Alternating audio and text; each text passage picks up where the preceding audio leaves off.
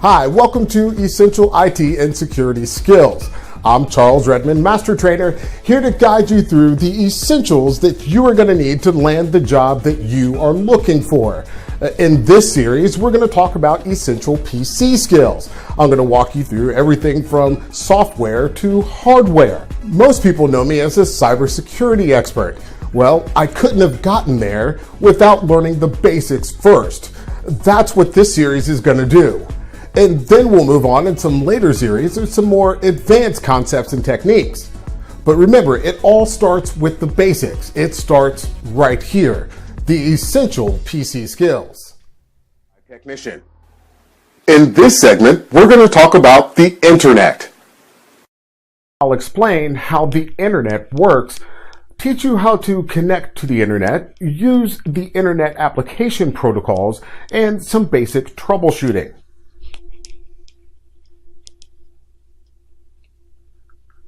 So how does the internet work? The internet is broken up into tiers. The main tier is identified as Tier 1. There are about 7 to 12 companies that own the long-distance, high-speed fiber optic networks that's called the backbone of the internet. They are all connected via network access points in major cities across the world. Next, you'll have Tier 2.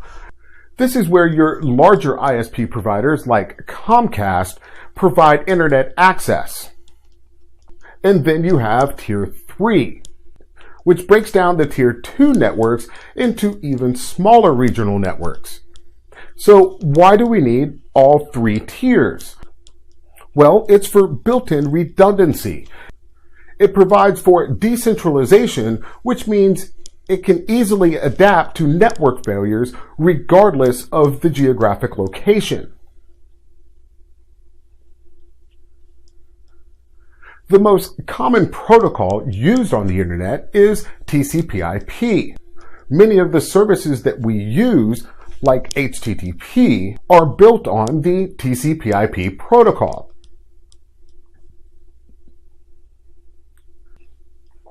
The way people and businesses gain access to the internet is through internet service providers or ISPs. Users gain access by leasing connections from those ISPs, ranging from the very large, like Comcast, to the very small, like Unisono. So in its most basic state, connecting to an ISP requires about three things.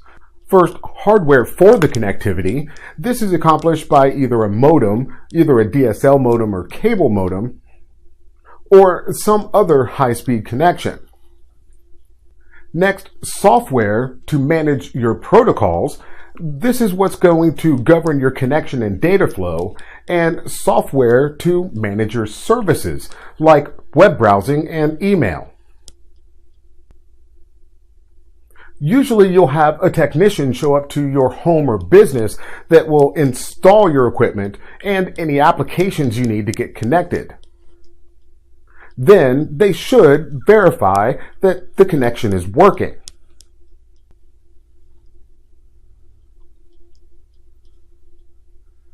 There are many ways that you can connect to the internet, whether it's dial-up using analog or ISDN lines, or dedicated services like DSL, cable, or fiber. Even wireless and satellite connectivity will provide you connectivity to the World Wide Web. First, we'll talk about modems.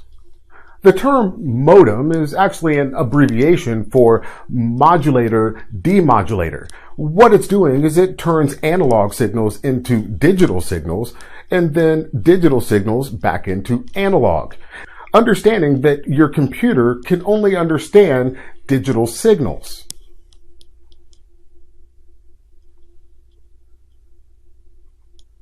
If you're using a dial-up modem, you will need to configure a few items, like the baud rate. The baud rate is the basic cycle of time that the modem uses as a carrier frequency. The maximum baud rate for a phone line, for instance, is 2400 baud. We identify and select modems by their bits per second, or BPS. Modems can pack multiple bits into a single baud, so the basic math is 14 bits times 24 baud will give you a 33.6 kilobit modem. To connect your modem to your PC, you'll have a couple options. First, internal modems. They connect via PCI or PCI Express expansion slot inside your computer on your motherboard, or external modems that will connect via USB or serial port.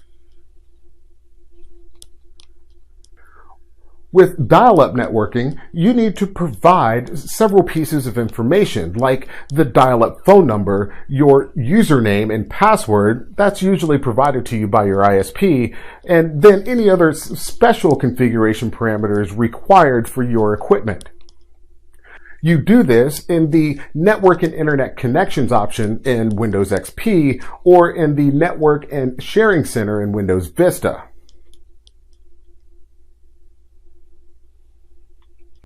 When using dial-up networking, you're going to be using a protocol called PPP, or point-to-point protocol. It's a streaming protocol that was developed especially for dial-up internet access. An important point to identify here is with dial-up errors, they are usually user errors. Generally, it's using a wrong phone number or a wrong protocol. When initiating a dial-up connection, turn the speakers up and listen for a dial tone. It sounds about like calling a fax machine.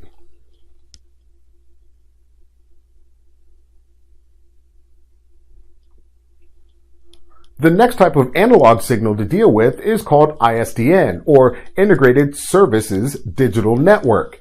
Phone companies have upgraded their network infrastructures to all digital lines, except of course for the phone line from your phone to the central office. ISDN is broken up into channels, either B channels or D channels. The B channel is called the bearer channel, and it's used for data and voice. The D channel, or the delta channel, is used for setup and configuration. The most common configuration of ISDN is BRI, or the Basic Rate Interface. It has 2 B channels and 1 D channel. And unlike a pure dial-up line, ISDN uses terminal adapters instead of modems. Next, we'll talk about some of the always-on connections, starting with DSL.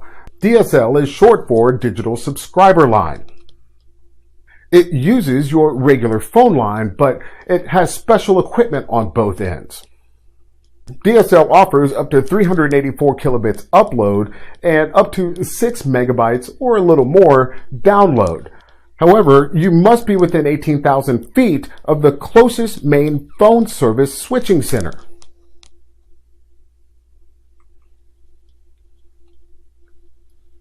The next type of always-on connection is your cable connection. Cable internet connections use your standard cable TV connections, either an RG6 or RG59 coax cable. You'll connect them to a modem, and you'll connect the modem to a NIC in the PC with a UTP cable. Cable modem offers extremely fast speeds, much faster than DSL, up to 20 megabits downloading. However, the bandwidth is shared with other users, which can affect your overall performance.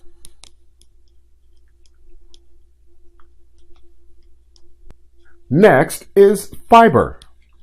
Some DSL providers have developed what's become a very popular standard called fiber to the node or fiber to the premise service. With fiber to the node, the fiber connection runs from the provider to a box somewhere in your neighborhood. The box is then connected to your home or office using a normal coax or Ethernet cable. With fiber to the premise, it runs from the provider straight to a home or office using fiber the entire way.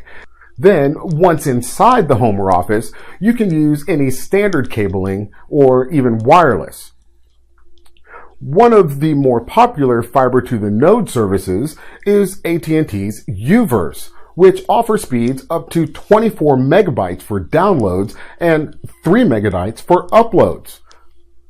However, Verizon's Fios service is probably the most popular and widely available fiber to the premise service. With Fios, you can get download speeds up to 150 megabytes and upload speeds up to 50 megabytes. Regardless of which type of service you choose, you're basically going to have two choices when it comes to connecting to the internet. Either connect a single computer to the internet connection or connect a network of computers to the internet connection. For instance, the typical router that you get from your ISP is more a router and a 4-port switch and possibly even an access point. And then it will do what's called NATing, and we'll discuss that later, your internal addresses to enable for private IPs. For instance, the typical router that you get from your ISP offers a router, 4-port switch, wireless access point, and provides for network address translation or NAT. What NAT does is it hides your internal IP addresses and enables private IP addresses behind the router. Now let's talk about some of the Internet application protocols. The A+ examination expects you to know and understand the following application protocols: HTTP and HTTPS, most commonly used on the Internet, email, newsgroups, FTP, Telnet, and VoIP. To understand Internet applications, you have to understand the basics. Every application is going to use what is identified as a port, protocol, and service. Every Internet application is assigned to one or more TCP/IP port numbers, ranging from 1 to 65,536. The first 1,024 of those port numbers are reserved for the most popular and common applications. Starting with HTTP and HTTPS. Understand that HTTP itself offers no security protection because it offers no encryption. However, to make HTTP more secure, you can put it over what's identified as Secure Sockets Layer, or SSL, and now you have HTTPS. You should be sure whenever submitting online your personal information, such as credit card numbers or phone numbers, to verify that you have an HTTPS connection. To do this, look for one of two things: either a little lock icon in your browser's address bar, or HTTPS to be spelled out in that address bar. Here's a list of the most common application protocol port numbers. Again, the A+ certification expects you to know and understand these port numbers and their associated protocols.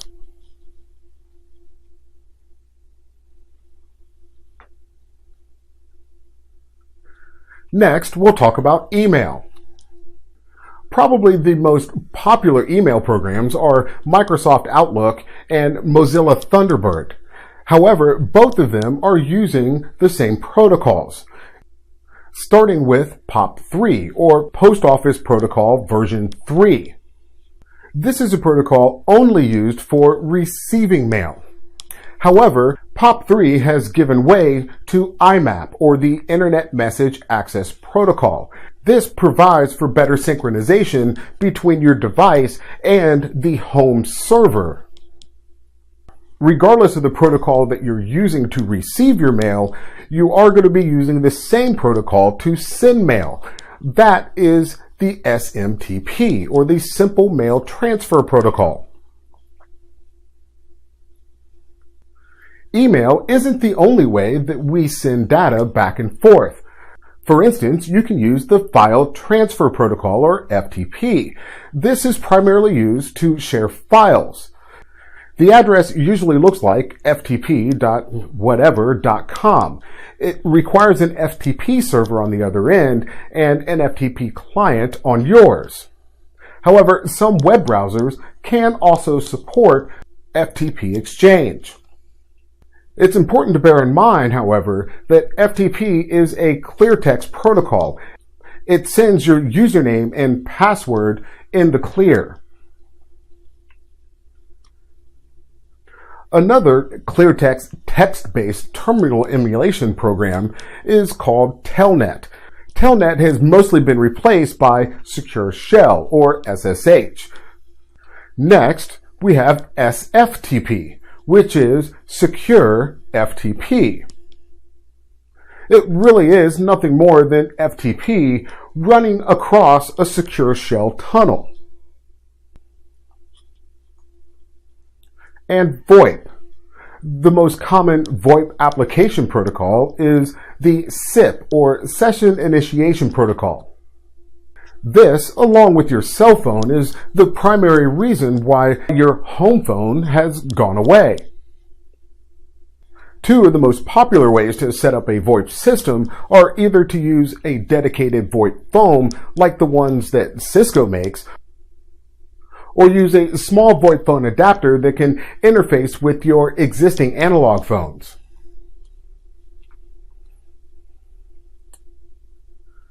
Next, we have the remote desktop. This enables you to access other computers as if you were there. To do this, you can use the Windows Remote Desktop, or one of the most popular and totally free programs is called TightVNC. With this, you can run and control not only Windows devices, but also Linux and Macs.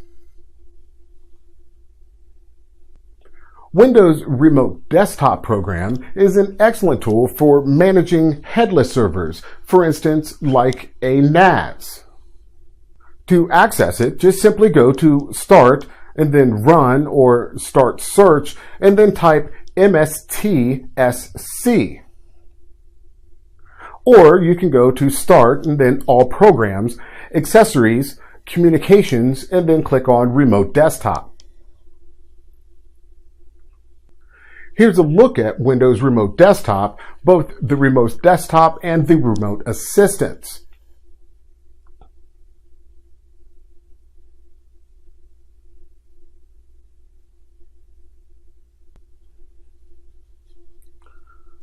Next, we'll talk about VPNs, or Virtual Private Networks. The VPN allows you to connect to a private network via the public network, or the Internet. VPNs can use the point-to-point tunneling protocol, or PPTP, as well as, and what's preferred and more secure, IP security with Layer 2 tunneling, or L2TP. You can use a Windows Server program called Routing and Remote Access, or RAS, to create a VPN endpoint. A couple of the utilities that you'll use to manage these VPNs are LDAP and SMTP. LDAP is the Lightweight Directory Access Protocol. It enables operating systems and applications to access distributed directories. If you're using a Windows server, for instance, and running Active Directory, Windows is using LDAP to work with Active Directory. SMTP is the Simple Network Management Protocol. It enables remote query and remote configuration of just about anything on the network, including computers, switches, routers, and even printers. Let's take a look at some basic internet troubleshooting. No matter what your users say, the internet is not down. Most internet connection problems are usually network connection problems. So when your users say the internet is down, what they're really saying is they have no connectivity. This has two meanings, either a disconnected NIC or an inability to connect to a service or resource. Again, you'll start with some basic questions, like, can you get to other websites, or can you ping the site?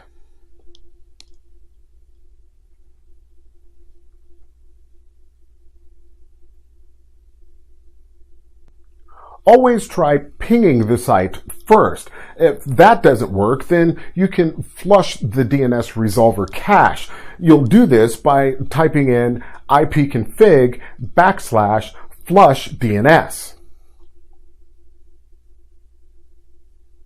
Another way to troubleshoot connectivity problems is to use the repair in XP or change adapter settings in Vista and Windows 7 to reset the network connection in Windows. And of course, you can always try to connect via a different DNS server.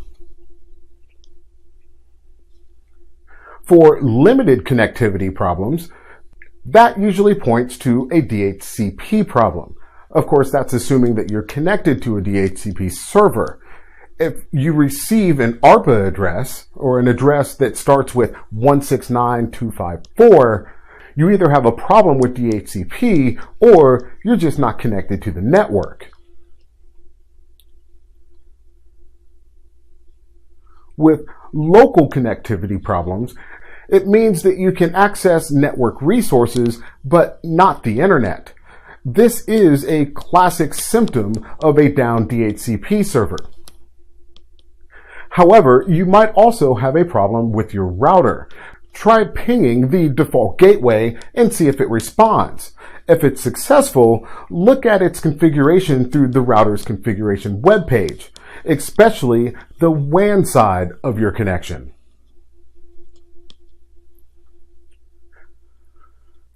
If your users are complaining of slow transfer speeds, remember your internet connection has a maximum speed at which it can transfer data.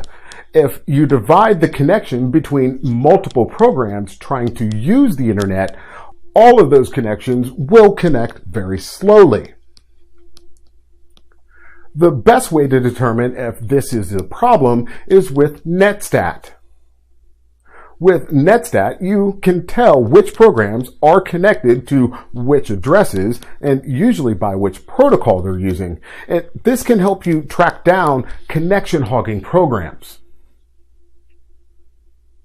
Remember, just because your user closes the browser doesn't mean that the connection was severed.